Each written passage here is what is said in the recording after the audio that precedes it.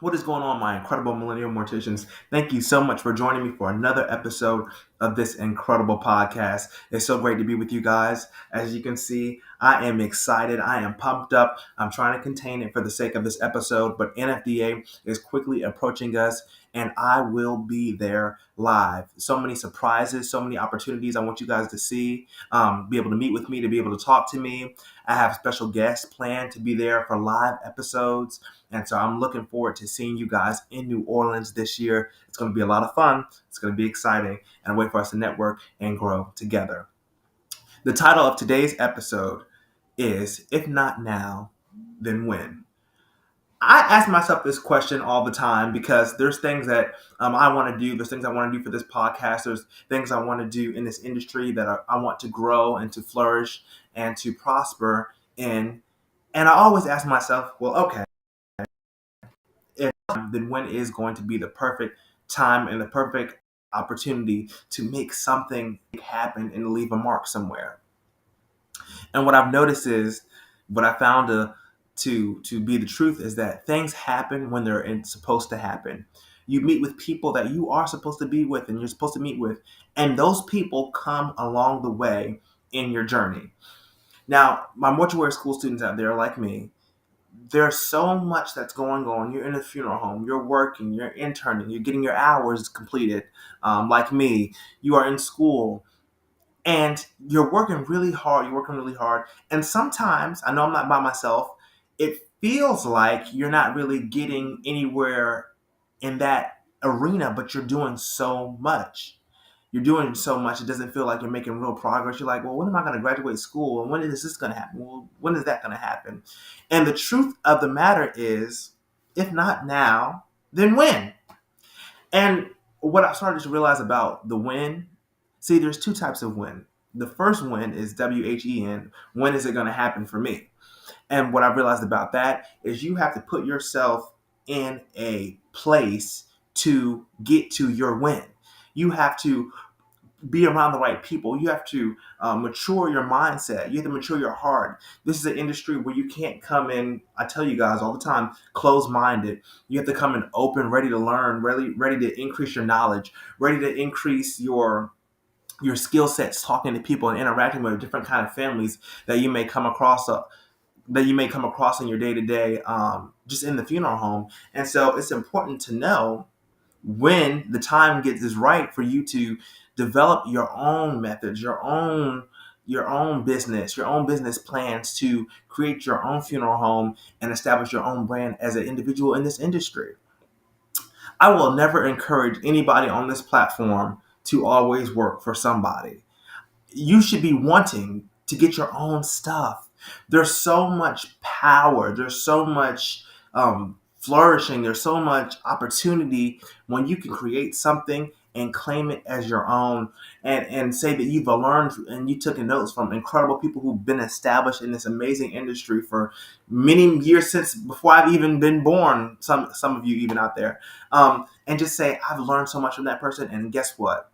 I'm confident now I can start my own. That's your win. That's the first win. When is it going to happen for you?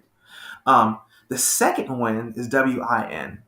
And the second one is the one I find to be the most challenging for people, because with winning comes losing. And I don't want to say in this business you're going to lose, but you will learn. And there's always a opportunity for you to learn. You might mess up on something. You could have did something a little bit different on a body, on a face. You could have used a different embalming fluid. You could have picked out a casket that better matched what that person was wearing. There's so many little details. This is a very detailed business. You go line by line by line by line, and you follow the recipe for success that your trainer has given you, and you stick with it. And don't try to deviate off the plan and try to, as they say, reinvent the wheel, because funeral service is still standing strong with the same recipe. And like I tell you guys, it's our responsibility as students, as innovators, as industry leaders, as thought leaders to go out there and take that recipe, read over it, study it, know it in and out, and make that even better so you can win. And with winning, you have to understand this. Don't ever think that it's okay to just win and forget people that helped you get there along the way. There's so many people, I can't even name them all, that have contributed to my success, both professionally in the day-to-day funeral home and outside in my business and what we do as funeral home consultants. So you have to understand that winning takes time. It's a process. It's a recipe. It's more than just one person. It's actually a team. It's a unit of people coming together for a common goal, a common cause, and a common mission. And so I asked myself, if not now, then when? And no one really knows when they're going to win. I don't know if you guys have been watching the Olympics lately. There was a whole lot of winners out there that had, were able to get that gold and get that bronze medal. And then there was a whole lot of losers. And that doesn't mean that they weren't good enough because, hey, number one, you made it to the Olympics. It doesn't mean that you won't be back. It just means that it wasn't your time yet. And that's a hard thing for people to accept. Is it my time yet? Is it not my time yet? Am I too early? Am I too far behind? And that's the time you have to take out of your day to just ask yourself the real question. Am I ready? Am I equipped? Am I open-minded? Am I going to humble myself and be open to hear anybody from any walk of life? Because you never know what that person has that you need. There's always something that someone else out there has that you need, and you might not even realize you need it. But it's just they have an opportunity to help you grow, help you flourish, help your funeral home, do 10 times the amount of business you're doing now. And I don't want us to be clenching on to old recipes. I want you guys to be developing new recipes, getting new ideas, coming up with new technology, new innovation. I'm always pushing for the new. And the reason why I'm always pushing for the new is because I want you guys to say, I'm winning. I'm winning. I'm doing things right. I'm doing things by the book. I'm doing things ethically. There's nothing worse than you waking up as a professional in this industry, a professional funeral director, a professional embalmer, waking up in this industry on the news and you see that one of your colleagues in a different state, because we're all a family, we're all a unit in this together, did something that was unethical or was in the news or is getting investigated and those kind of things. You don't want to see that. You want to see this industry flourish legally, following all the rules and all the regulations and all the guidelines. And you want to give people good and fair and honest business. And the only way we can do that is if we know when we need to listen, when we need to ask questions, when is it our time, and when are we as people, because I think sometimes people think of us as being more than people, and we're just normal people like any other career field. We just have a special gift that not too many people have access to. And so you have to use your normal connection tools, your normal integration tools, and you really have to dig deep with people and ask the tough questions when you're in this arrangement conferences and let people feel that you're a person too. Whenever I talk to people in the funeral home, I'm really upfront. I'm very honest with them. I'm myself, in and out. I'm the same person. And I try to be consistent with who I am and being professional in the business because people don't forget this stuff. People don't forget what they see in the funeral home. People don't forget what they see in a movie about a funeral, or they say, is this true? Is this real? And I get those questions outside the funeral home when you just telling people about what you do.